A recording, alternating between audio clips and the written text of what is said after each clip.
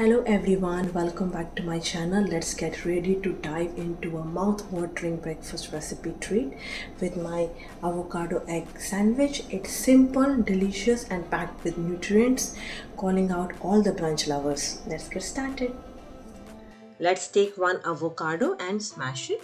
Avocado is a great source of nutrition. They are high in potassium, healthy fats, fiber and low in carbohydrates. Let's add one onion, one tomato finely chopped, few coriander leaves, squeeze half lemon, add 1 teaspoon salt and half teaspoon black pepper, mix it well, and avocado spread is ready.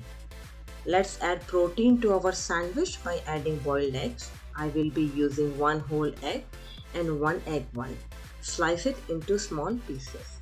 It's one of my favorite breakfasts. Let's take 2 multigrain toast and spread avocado spread evenly.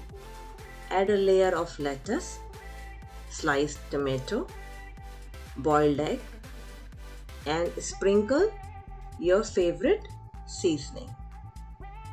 And delicious avocado egg sandwich is ready. It's a healthy breakfast and perfect way to jumpstart your day.